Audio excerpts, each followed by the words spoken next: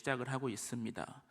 고린도 교회 안에서 발생한, 듣기에도 또 따로 언급하기에도 좀 불쾌하다라고 말할 수 있는 그런 사건을 사도 바울은 숨기지 않고 가감없이 들춰내고 있습니다.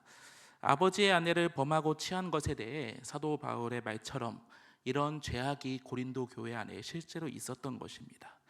이런 죄악은 이방인들, 즉 우상을 섬기는 이방인들 사이에서도 일어나서는 안 되는 일이었던 만큼 정말로 충격적인 일이었던 것 같습니다.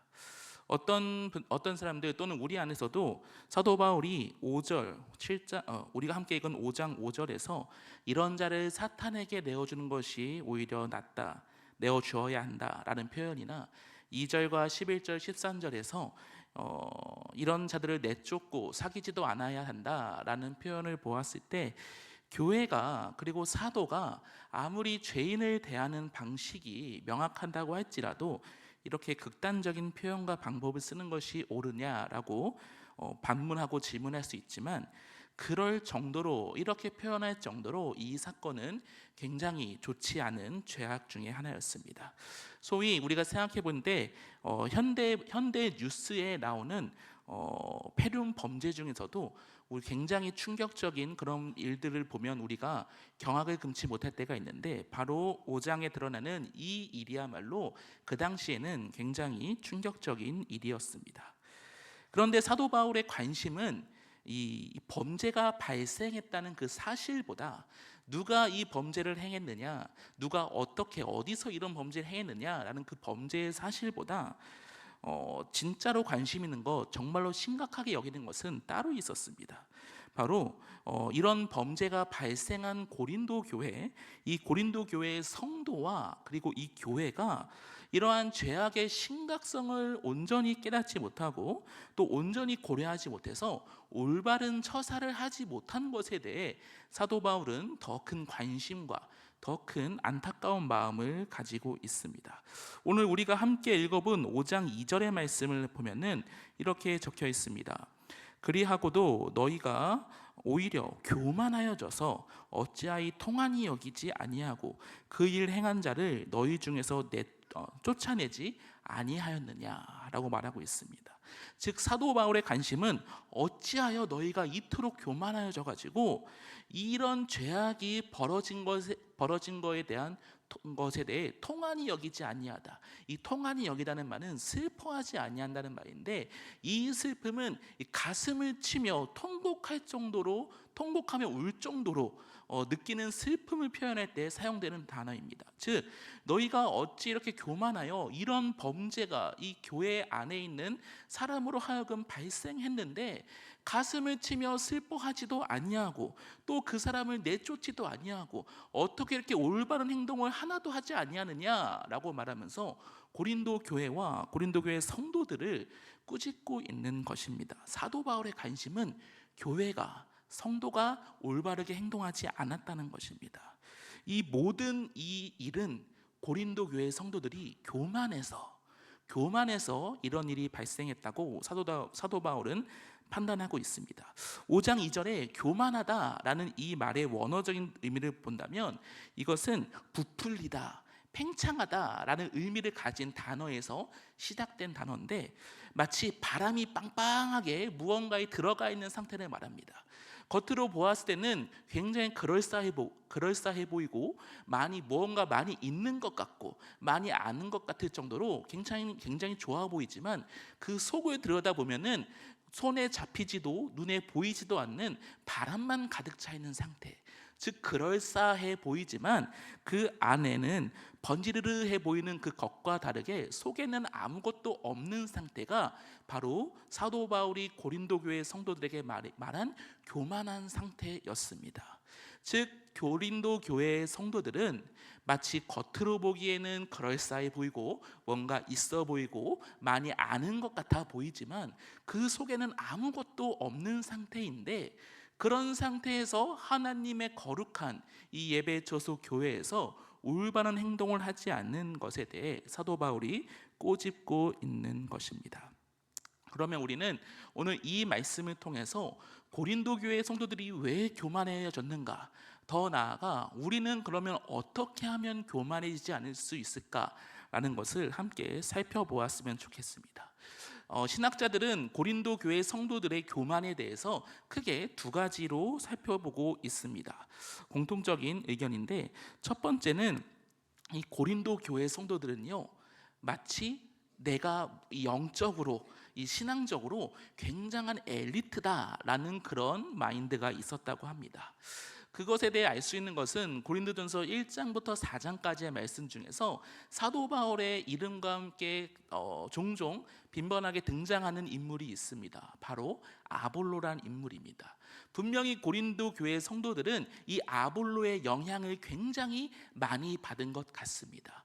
왜냐하면 사도 바울이 비유를 들 때 누군가는 그리스도파, 누군가는 바울파, 또 누군가는 아볼로파, 이렇게 나뉘어져 가지고 서로가 서로를 당파 간의 다툼과 그런 것이 있다고 표현할 정도로 고린도 교회 성도들은 아볼로의 영향을 굉장히 많이 받은 사람인데, 이 아볼로란 사람은 사도행전 18장에 보면은 누가가 이렇게 표현합니다. 아볼로는 알렉산드리아 출신으로서 성경을 해석하고 논증함에 있어서 굉장히 유능했던 사람이다. 그리고 그가 무언가를 말했을 때 사람들이 그에게 굉장히 잘 설득당하는데, 그가 전도를 하거나 뭐 하나님의 말씀을 전할 때 그 정도로 사람들에게 쏙쏙 심겨지는 그런 은사를 가졌던 사람으로 보입니다. 즉, 이 아볼로는 알렉산드리아 출신이어서 철학적인 부분도 굉장히 많이 알고 또 성경적인 부분도 굉장히 많이 알아서 이 고린도 교회 성도들에게 하나님의 말씀을 알려주고 말씀을 전하는 사역에 있어서 굉장히 유능했던 사람으로 보입니다. 반면에 바울은 고린도전서 2장 4절에서 이렇게 말합니다.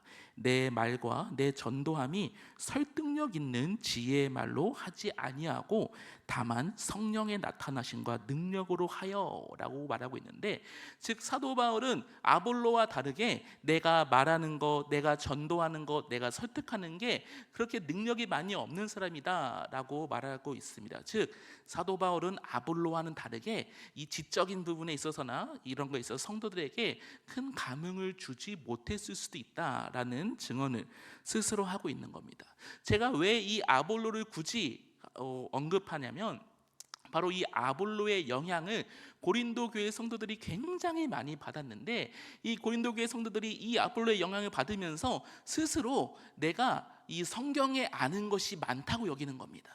내가 다른 성도들보다, 내가 다른 교회에 있는 다른 사람들보다 내가 아는 것이 많기 때문에 내가 다른 사람들과 비교하기에는 좀 무리가 있다라고 스스로 자만하고 교만하는 모습이 그들 안에 있었습니다. 사도 바울은 4장에서 어떻게 말하고 있냐면, 너희가 사도 바울과 아볼로를 비교하는 것을 알고 있다고 말하면서 말씀 밖으로, 기록된 말씀 밖으로 넘어지지 말아라 라고 경고하기도 하고, 서로 교만한 마음을 가지고 대적하지 말라고도 4장에서 경고하기도 합니다. 특별히 4장 8절에 보면은 그들이 스스로 왕이 되려고 하는 모습도 보인다. 즉 교회 안에서 내가 이만큼 많이 하니까 나는 스스로 높은 자리에 있다라고 교만한 상태의 모습이라고 사도 바울은 고린도 교회 성도들을 진단하고 있습니다. 그런데 중요한 건 이들이 이만큼 성경도 많이 알고 아는 것도 많은데, 중요한 건 교회 안에서 발생한 그 범죄, 교회 안에서 발생한 그 죄악에 관해서는 무지했다는 겁니다. 이것은 지적 허영심이 굉장히 많아져서 교만해진 것은 맞는데, 교만에 빠져 있는데, 반면에 성도의 그 경건한 삶에 대해서는, 성도의 거룩한 삶에 대해서는 무지한 그런 상태에 있었다고 우리는 진단하고 살펴볼 수 있습니다. 고린도 교회 성도들은 내가 아는 것이 많다라고 여기면서 그들의 삶의 열매로는 맺혀지지 않아서 교만하다는 말을 들은 그런 사람들이었습니다. 두 번째로 또 이들이 교만한 것은 바로 세속화된 교회와 성도들의 모습에 있습니다. 제가 지난번 수요일날 설교 때도 한 번 이 고린도 교회의 배경에 대해 말한 적이 있는데, 이 고린도 교회는 수많은 다양한 사람들이 모이는 곳이었고, 또 주변 국가의 상인들이 이곳에 모이면서 화려한 도시이면서 동시에 굉장히 풍요로운 도시였습니다. 이 풍요로운 도시 안에서 갑작스럽게 발생한 이 부자들은 로마에서 유행하고 로마에서 많이 있었던 그 후견인 제도, 즉 부자들이 가난한 자들, 미천한 자들에게 돈을 주거나 먹거리를 주거나 또 일자리를 주거나 그들을 사법권 안에서 보호해 주거나 이렇게 부족하고 없는 사람들을 챙겨줌으로써 자신들의 당파, 자신들의 무리, 자기가 사회에서 무언가 할 때 자기를 따라줄 그런 무리들을 만드는 문화가 고린도 사회도 있었는데, 이렇게 당파를 만들고 나를 따르는 사람들을 만들어가는 이 문화가 고린도 사회 이 문화뿐 아니라 교회 안에서도 발생하기 시작했습니다.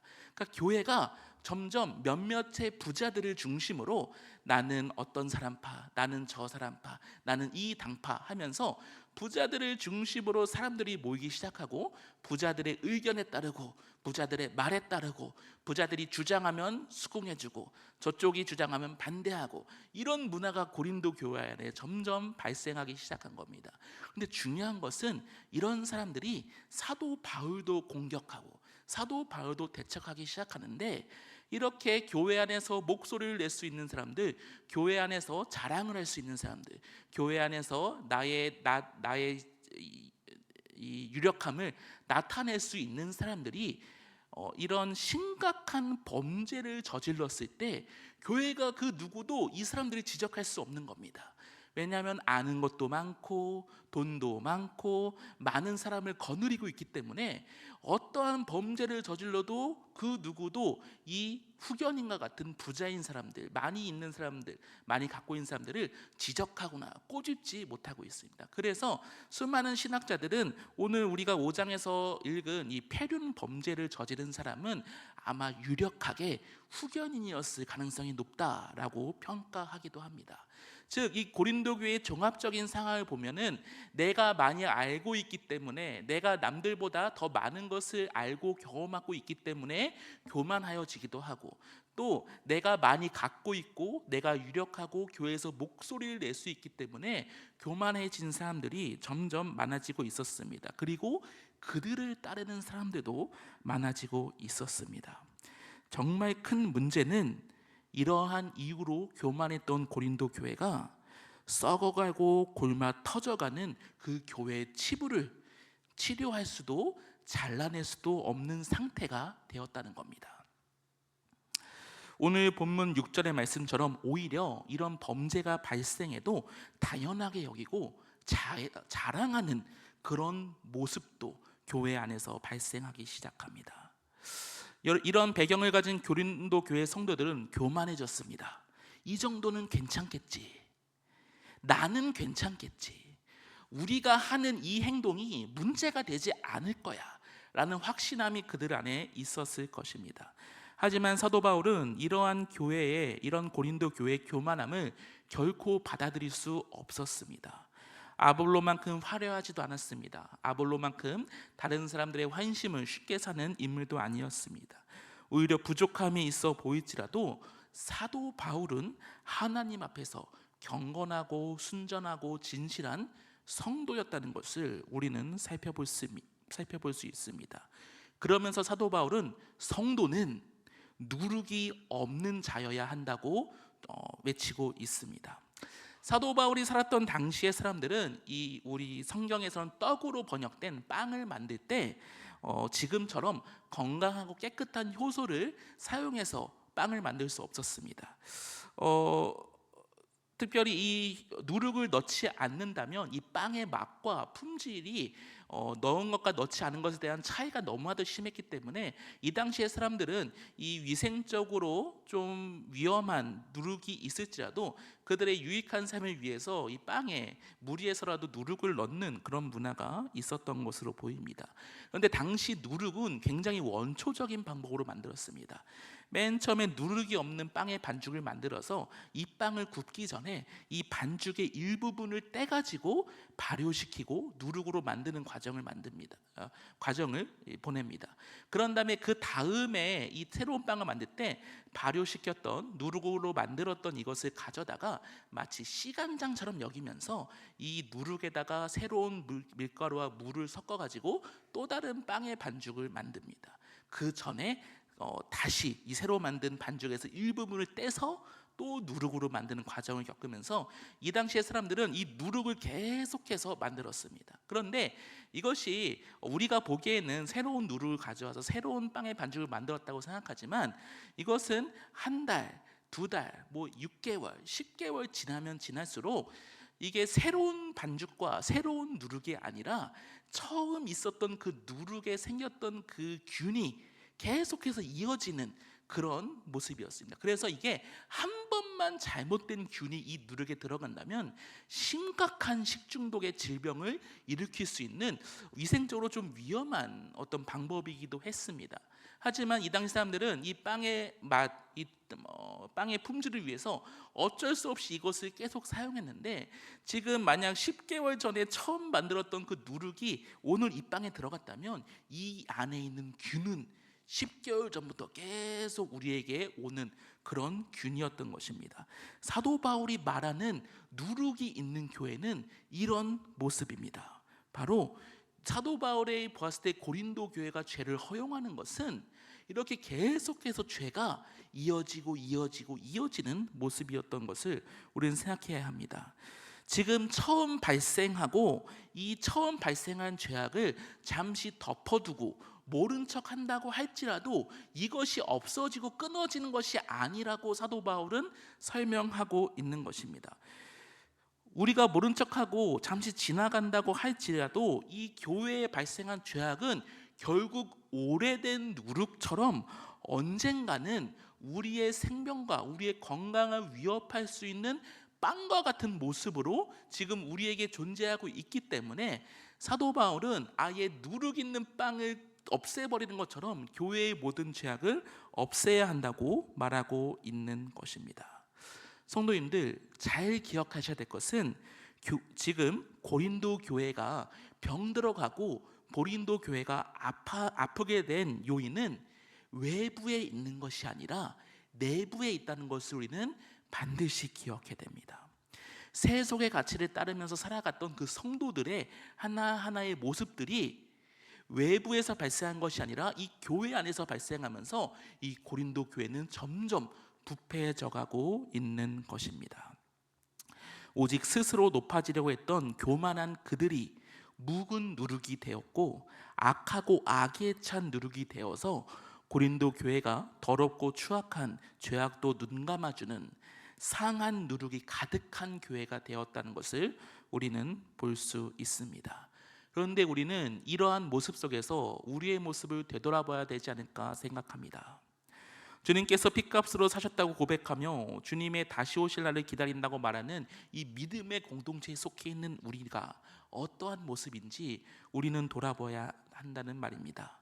십수년 혹은 수십 년 동안 이 자리를 지키면서 누구보다 교회의 구석구석 모든 사정을 다 알고 있는 우리이지만 우리는 순전한 떡과 같이 주님 앞에서 새로워지고 성장하며 매일 말씀으로 주님 앞에서 개혁되어지는 삶을 살아가야 하는 그런 성도인데 어쩌면 우리 안에 있는 이 죄성이 점점 골마져가지고 우리 자신뿐만 아니라 우리 교회를 병들게 하는 것은 아닌지 우리는 되돌아보아야 합니다.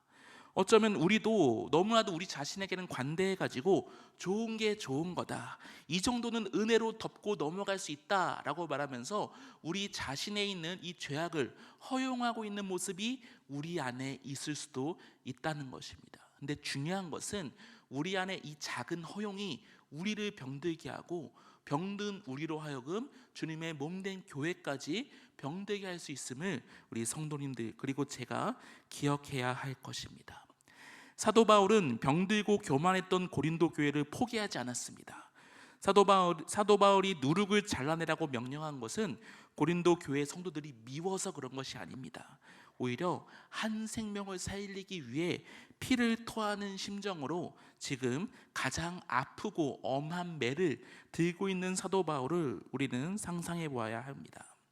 사도 바울의 중심은 성도들을 굴복시켜서 내 말에 따르게 만들려는 것이 아니라 바로 이 성도들을 하나님 앞에서 회복시키려는 목적이 그들에게 있었습니다. 그렇다면 이렇게 누룩 있는 자들, 죄가 계속해서 덮여 있는 이 상한 심령은 어떻게 회복될 수 있습니까?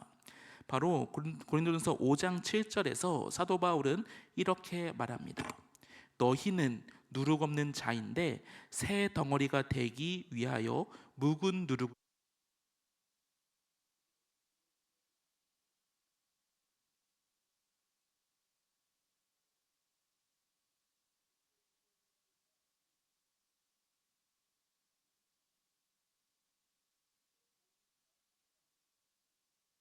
오직 복음만이 예수 그리스도로 말미암아 교회를 병들게 하는 교만한 성도들을 회복시킬 수 있다는 것을 말해주고 있는 것입니다.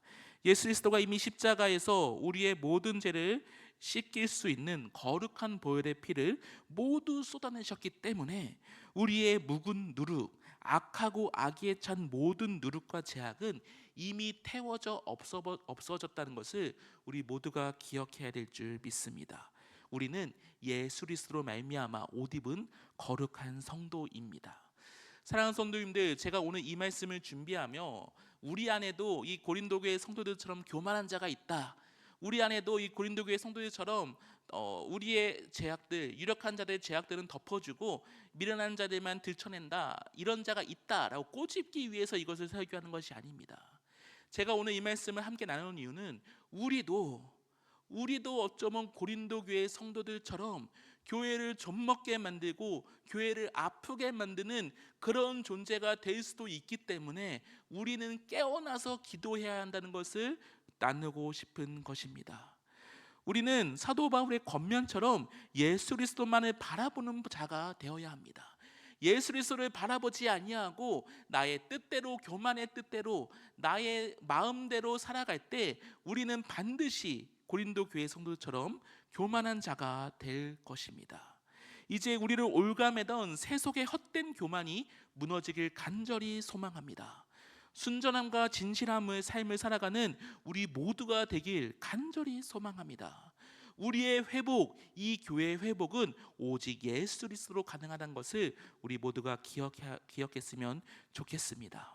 우리가 십자가의 은혜만을 붙들고 악하고 어두운 세상 속에서 누룩을 넣은 떡은 먹지 아니하는 그런 명절과 같은 삶을 살아가야 한다고 사도 바울은 말하고 있는데, 우리의 삶이 이 세상에 비해서 자극적이지 않고 밋밋해 보이고 재미가 없어 보일 수 있습니다. 하지만 때로는 이런 길을 살아가는 것, 이런 길을 걸어가는 게 예수 그리스도의 참 생명의 길을 걸어간다는 것을 우리가 기억하면서 우리가 온전하고 겸손한 성도의 모습으로 다시 한번 설 수 있기를 주님의 이름으로 축복합니다. 우리는 교회를 병들게 하는 존재가 아닙니다. 우리는 교회를 회복해야 하는 존재가 되어야 합니다. 다시 오실 주님을 기다리는 깨끗하고 건강한 순전하고 진실한 성도와 교회임을 자랑스럽게 드러낼 수 있는 우리 모두가 되길 간절히 소망합니다.